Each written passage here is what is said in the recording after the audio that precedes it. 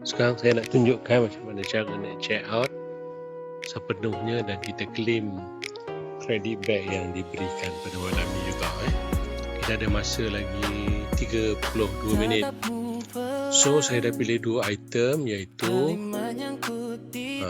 PVC interlock ada 10, putih 10, harga dia RM34. Lepas tu natural wood imitation 5 roll. Setiap roll ada 5 roll, setiap roll sepanjang 3 meter. So bersaiz berapa? Tadi 40 kot, 40 cm. Okay, so bila kita dah pilih dua item ni, modal kita ada 100 lebih, RM90 tuan. So kita check out, add item to reach minimum 100. Oh, dia suruh tambah lagi sikit Okay, kalau macam tu kita pilih lagi satu item dalam ni ada syarat baru ni kalau macam ni.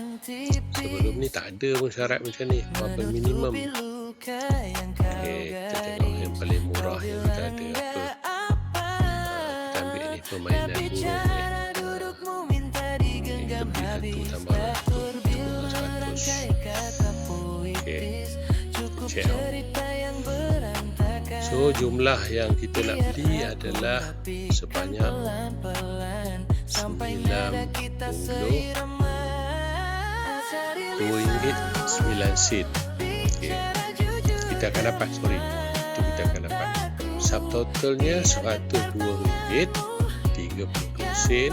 Kita jimat RM85. Shipping percuma.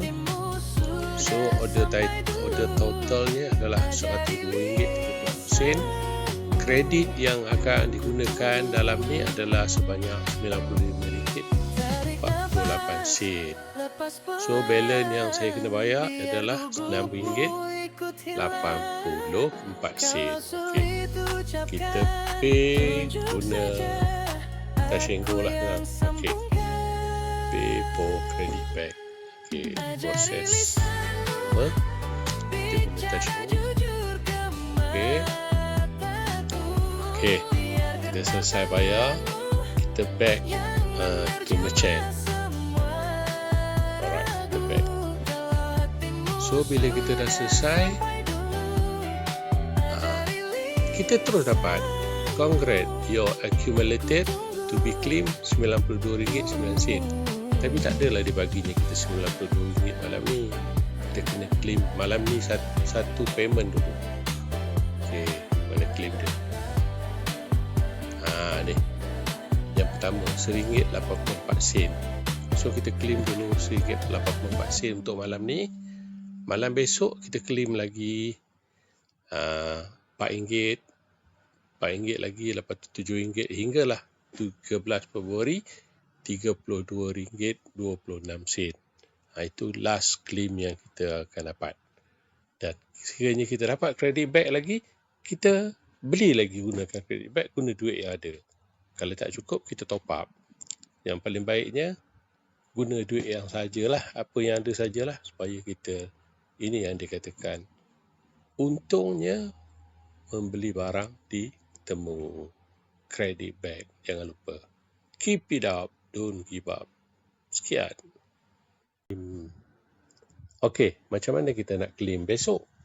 Okey, caranya adalah bila kita keluar daripada credit back ni, okey, dia akan bagi kita satu, kita kena search. Okey, untuk claim esok punya claim, lusa sampai 7 hari yang berikutnya, search claim credit in temu to come back. Okey, itu saja. Got it.